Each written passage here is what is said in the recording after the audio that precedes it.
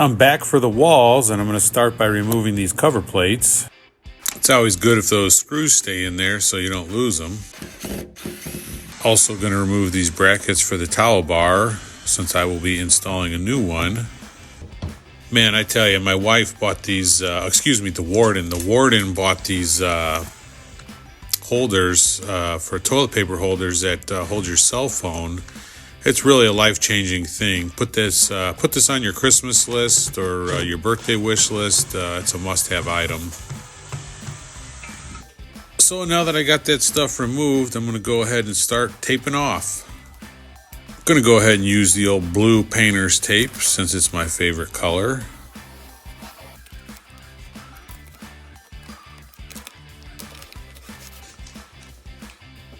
When I tape off the baseboards, I use smaller pieces of tape. I feel like it's easier to keep them straight.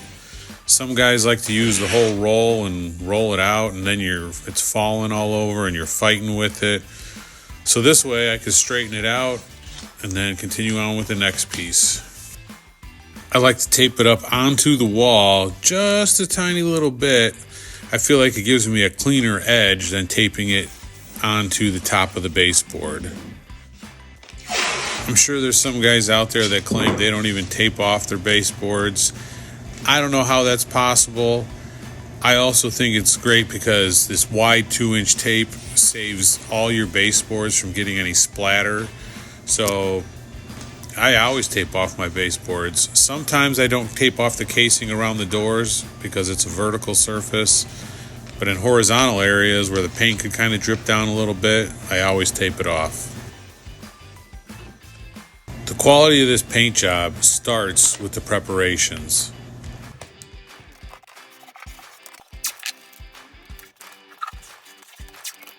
Oh, my favorite spot, behind the toilet.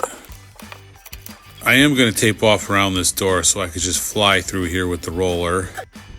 Now that I got everything taped off, I'm going to run over the walls real quick with this sanding sponge. This will just rough up the surface and knock down any tiny bumps we have on the wall. I've already sanded down my patches that I had to do. I'll put the link to those videos in the description below. My buddy, the Handy Pail, is making another appearance here. And I tell you what, this paint, it's Benjamin Moore Ultra Spec 500. I think it's low sheen eggshell. I really can't say anything bad about this paint. And I'm gonna endorse, I'm gonna go ahead and do it. I'm gonna endorse Benjamin Moore paint as the best paint I've ever used. For me, it's just not about the wipeability or the sheen. It's how it sticks to the walls and how it cleans up. And I tell you, you could touch this stuff up 100 times in the next couple days, and you can't ever tell you did a touch-up. Oh yeah, look at me. I got the whiz. He's the best. Everybody knows he's the best. This is a little trick to clean the extra paint off the can here.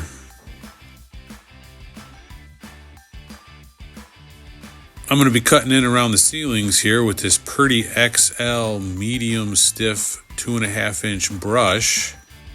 You can see it's got that angled cut to it. That always helps. Alright, so this part here is take some patience. What I can tell you is keep moving fast. Don't go slow when you're trying to cut in this edge with a brush. If you go slow, you're just going to stutter and you're going to get paint on the ceiling, which isn't the end of the world because you could just paint over it once it dries or wipe it off. But you need to keep a nice steady pace through your stroke to help give you a straight line. And you see I'm wiping the paint on the wall here because I don't want this brush to be loaded up with tons of paint when I'm cutting in because it can bleed up onto the ceiling. So once I've cut in nice and close to the ceiling, I can take my mini roller and get as close as I can without hitting the ceiling. So I stipple out. I don't know what it is. So I put the texture on there of the roller. One of the things I didn't know when I started painting was that what you're doing with the roller is applying texture to the wall. So if I didn't roll this out as tight as I can to the ceiling, you'd see the brush marks up there, and it would be two different textures because I'd have the brush up top and then the roller below, and it's noticeable. So you want to get as tight as you can to the ceiling so you don't see the two different textures. And here you can see the greatness of the mini roller. Fits into this tight space above the door, gets in really tight to this corner. I mean, what else can you say about this guy? I just love him. So they do sell this guy, this edging tool. It does work pretty good for getting up in around the top of the ceiling, on the walls, and around trim and stuff. But I've graduated from this guy onto the brush because I'm a pro, and that's what pros do. But you can use this guy. I used it for a long time. It can be helpful, but he's going to serve another purpose in this video.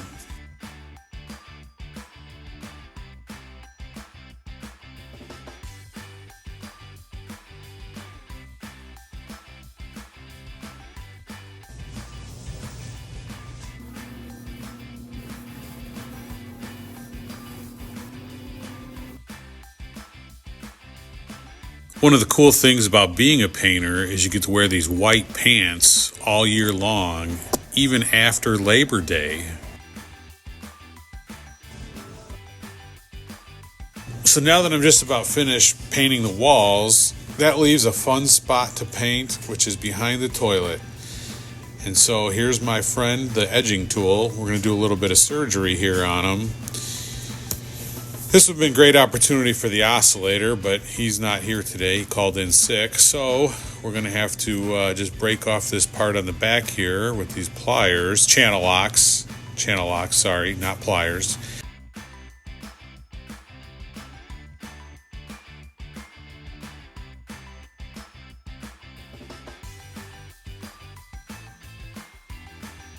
Luckily, they gave me a stir stick when I bought the paint. And we're just going to tape that guy to the back of the edging tool.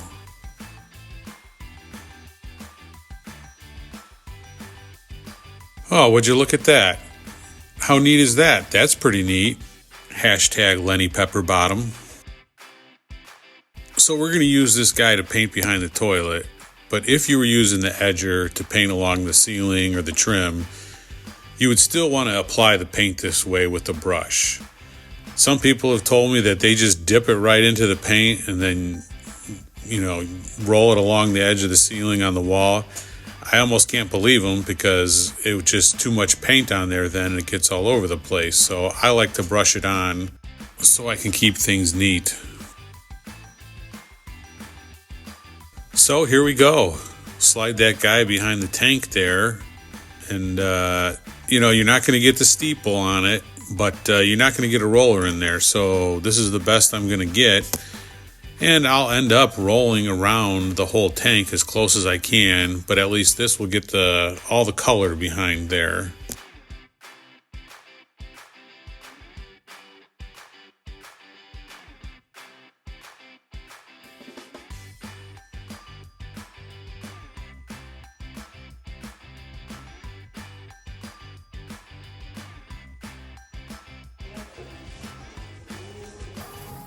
Hopefully I could take this mirror down without disconnecting the wiring. These people these days, they got to have lighted mirrors, all kinds of fancy stuff. It's just a powder room.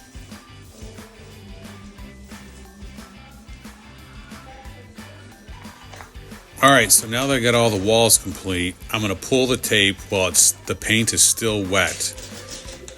And this is a critical step because if you leave this tape on here till tomorrow, you could end up pulling the paint off the wall. So I always like to pull the tape when it's wet. You may also be wondering, what the heck, you only did one coat?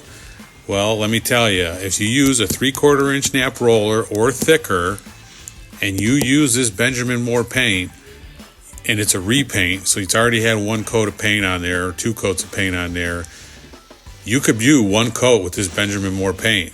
And it's hard to believe, but I've done it so many times. And if you do have any spots that were kind of you missed or you need to go back, you go back and hit them, no big deal. But that's one of the reasons also I just love, here we go, yeah, we'll hit these spots here. But yeah, that's another reason why I just love this Benjamin Moore paint. And I'd have, it's not like I'm getting paid to say it, because I'm not getting paid to do any of this, paint this or make this video or endorse Benjamin Moore paint. But it's that good. I just love this stuff. And there's other great paints out there, but Benjamin Moore is my favorite. It also dries so quick you can put the cover plates back on real quickly. It's time for the cleanup, and the warden now has requested that I paint the laundry room as well, because I got 3/4 of a gallon here left over, so that only makes sense. And so I'm going to take the roller and stick it right into the gallon of paint. And the cleanup for the brush is pretty simple. Soap and water. I don't like to leave a brush sit overnight in any type of container or foil or anything. It just gets in there. It's hard to get that paint out the next day. So I like to clean my brush every day. If you've got a comb laying around, that does help to get the paint out of the bristles. Only had my wife's comb laying around in the bathroom, so I decided not to use that today because she may watch this video. Should have took my own advice and lined this thing with some foil or plastic or something. All right, so there you go. That's a full powder room repaint. We discovered that with this darker paint, this mirror does not give off enough light now, so I will be installing a light fixture above here. Stay tuned for that. That'll be coming up next.